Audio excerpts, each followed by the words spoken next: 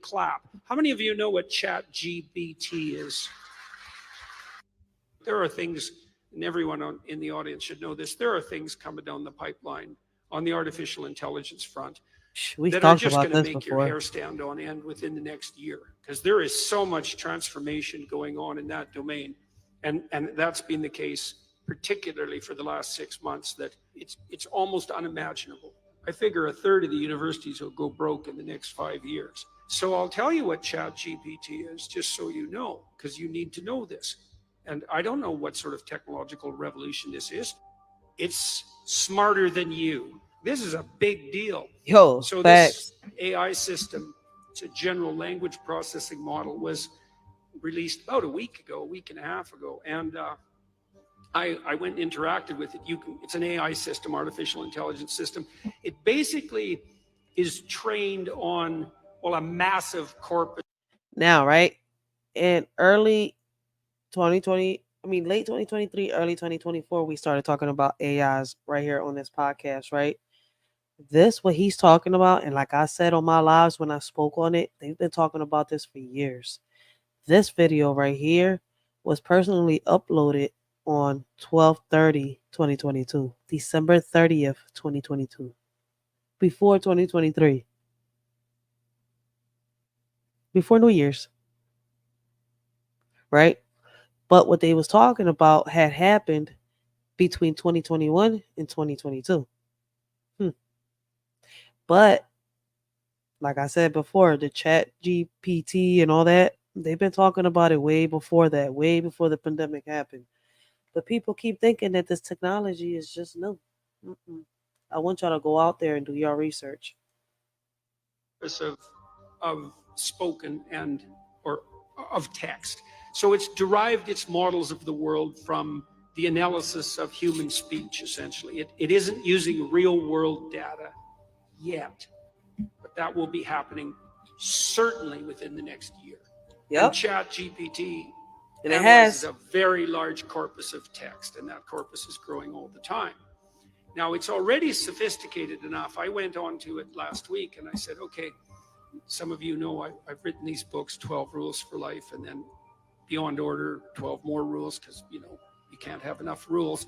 And I asked it, this is what I asked it to do. I said, write me an essay that's a 13th rule for Beyond Order, written in a style that combines the King James Bible with the Tao Te Ching. That's pretty difficult to pull off, Any one of those things is hard. The intersection of all three, that's impossible. Well, it wrote it in about 3 seconds, 4 pages long, and it isn't obvious to me, for better or worse, that I would be able to tell that I didn't write it. Pay attention, y'all. Right, and okay, and that's in our faces. But the fact that it could do that grammatically perfectly, right, and quite impressive philosophically. I also had it write an essay on the intersection between the Taoist version of ethical morality and the ethics that are outlined in the Sermon on the Mount, which it just nailed, got that dead right. Brilliant. Again, it took it about 3 seconds. There was a computer engineer who purported to work for Tesla. He asked ChatGPT. Link is in the community if anybody wishes to come up and talk to a shorty before she ends the live. Because like I said, I'm in the live at the 5-hour mark. Like, shout out to everybody that's rocked out with a shorty, has come, talked to a shorty, has brought awareness with a shorty, and much more. And like I've said before, listen, man, everybody has their own opinions. I got my own opinion. I got my own ways of thinking when it comes to, different topics, different people. Shout out to Ms. Daughter of Zion. She came on earlier. She asked me a question. And, it's something that I've answered before. I don't got nothing against Biz 101. Shout out to Biz 101. Much respect. Now, if anybody's got proof that, that he is, some type of predator or some type of pedophile, people could bring, the proof to a shorty, and then a shorty could give a different type of, perspective if it's true. But so far, from what I've known, from what I've seen, to me, he's not a pedophile. He's not a predator. A lot of people know that. I respect him. I respect the people that got their own opinions. They might know a little more than what I know on this situation, right? I don't get in people's personal lives, but once I read the transcript that said that he was a minor, that he was younger than the shorty that had accused him of what they did, guys, I mean, to me, he was a minor. Like, the shorty should have known better. I mean, I don't know what happened, and I'm not saying that a minor cannot commit, molestation or rape. I'm just not going to accuse somebody that is saying that, that they was innocent, and knowing that men back then used to get accused of rape and abuse and put in jail being innocent.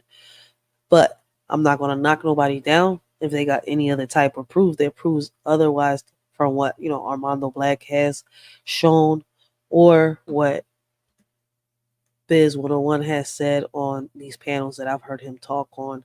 And like I didn't hear him, say, his whole full story. I didn't really, replay his whole life. Like once the transcript was up there, you know, but if anybody else got something else that, shows him being guilty, Shorty's willing to listen. But otherwise, like, a shorty fucks with him, respects him. And, unless y'all got proof, I'm not putting my foot in my mouth. But shout out to everybody that came on here and talked to a shorty and helped bring awareness to what is grooming, what is a groomer, and, exposing the predators on this YouTube app. Shout out to everybody that brought awareness to, the YouTube exposed predator who was once known as Passion, aka Facts Over Feelings, whose legal name is Dorrell Austin. So shout out to everybody. I think that things like that should be, we should bring awareness to that. And if you know that there's a predator or a pedophile, a rapist, a groomer in somebody's chat, speak up. Let this person know that, listen, you got this type of person in here. Like, some people will do their research. I will. And I'll definitely know after knowing that we really, really got predators in this John, like Facts Over Feelings. I think that when I start seeing red flags, I'm definitely going to start paying to do that background. Like I said, I block motherfuckers fast as shit in this John. Real fast. Like, shit be crazy out here, and we have to be cautious. So shout out to those that helped the shorty bring awareness to this topic today. He said, look, I work for Elon Musk, but I haven't been doing much for the last week. So I need you to write me 10 bullet points about what I probably would have done as a engineer at Twitter. What 10 things did I do last week that were productive and valuable? And oh, if you don't mind, write me the accompanying computer code that goes with each project. And it did that too, 3 seconds. And the computer code works. Oh, wow. Right. And so, okay, so that's already there. So they used AI to get computer codes. Yo, going back to these videos, like, really got me over here like, oh, shit. And it's crazy because, right, on my podcasts, I switch it up. I cover up so many things. It's like, I'm going to have to start taking notes of things again. For real. And a university professor did this. He thought, oh, that's interesting. Any student will be able to write any essay on any topic with ChatGPT. And someone gave it an SAT, by the way, and it scored about as well as the average student in a well-functioning public university. I feel as though that when somebody uses the ChatGPT to do their work for them, what is you really learning? I mean, you have to do the work. Sit here, read, research, like put that work in order for you to learn, accomplish something. When somebody's doing it for you, what are you accomplishing? What are you learning? What are you getting out of it? Maybe I'm wrong. Hey, to each his own. That's how I perceive it. What is you getting out of it when it's being done for you?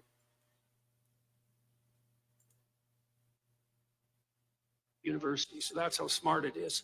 So that's basically an IQ test. He said, write me an essay, gave it a topic, wrote the essay. He said, now grade it. Said, if we can automate the students, we should be able to automate the professors too. And so it provided a complete comprehensive analysis of its own essay with grade.